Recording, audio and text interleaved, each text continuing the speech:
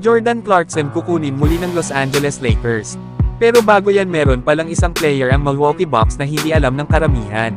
Na ito pala ang isa sa bayani ng kanilang kupunan kung bakit sila nanalo ng NBA Cup. Hindi nga ito sila Damian Lillard o Giannis Antetokounmpo. Kundi ang second-year guard na si Andre Jackson Jr. na ni-lockdown itong si Shai Gilgeous-Alexander. Na kung saan ay nagkaroon lang itong si SGA ng 1 out of 6 shooting kapag itong si Andre Jackson Jr. ang kanyang primary defender. Kaya naman kahit itong si SGA ay malaki ang paghanga kay Andre Jackson Jr. sa naging depensa nito sa kanya. Sinabi nga nito sa kanyang naging post-game interview kahapon. Napakiramdam niya daw ay nagkaroon ito ng sapat na mga touches. Kumuha nga daw itong si SGA ng 24 shots. Pero sa kanila daw mga panalo ay mas kaunti ang kanyang naging tira. Lalo at hindi daw pumasok ang bola sa gustong mangyari ni Shai Gilgeous-Alexander. Yan nga mga idol ang mga sinabi ng superstar guard ng OKC Thunder. Na nahirapan talaga ito sa naging depensa ng guard ng Milwaukee Bucks na si Andre Jackson Jr. Paano ba naman ay nakagawa lang itong si SGA sa NBA Cup Championship laban sa Milwaukee Bucks kahapon ng 21 points, 4 rebounds at 2 assists. Na meron naman itong 8 out of 24 shooting sa field at 2 out of 9 shooting naman beyond the arc. Napilitan din kasi si SGA na maglaro ng off the ball dahil na rin sa mga ginagawang depensa ni Andre Jackson Jr. Kaya ganun kahusay ang nasabing guard ng Milwaukee Bucks na napigilan din ito ang mga passes sa passing lanes ng OKC Thunder sa kanilang ball movement. Kaya ang mga katulad ni Tyler Hero, Tyrese Haliburton, Jalen Brunson at Jason Tatum ay panigurado na pahihirapan ito ng 6'6 guard ng Milwaukee Bucks na si Andre Jackson Jr. Lalo at may ability ito na bantayan ang 4 positions. Na kung saan ay 11-3 ang record ng kanilang kupunan kapag ito ay starter.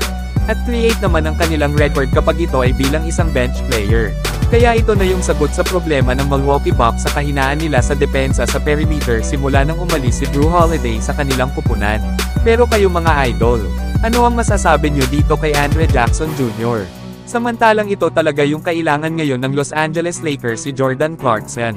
Ayon kasi sa lumabas na report na bukod sa Denver Nuggets, ay isa ang Los Angeles Lakers sa mga manliligaw ni Jordan Clarkson para kunin ito via trade.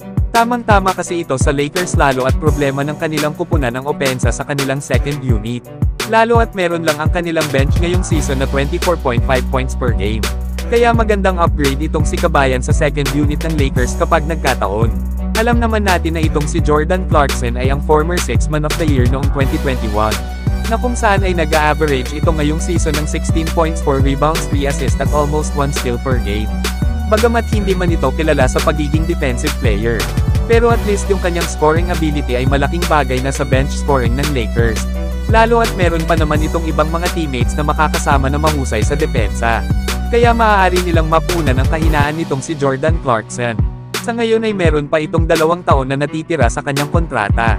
Na possible nga na maging kapalit nito ay sila Gabe Vincent at Jalen Hood-Schifino. Pero syempre ay papayag ba naman dyan si Danny Ainge na walang kasamang first round pick sa trade na ito. Kaya kapag nagkataon ay tataas ang dating 24 points per game ng bench scoring ng Lakers sa 37 points per game. Pero kayo mga idol, worth it ba na kunin ng Lakers si Jordan Clarkson?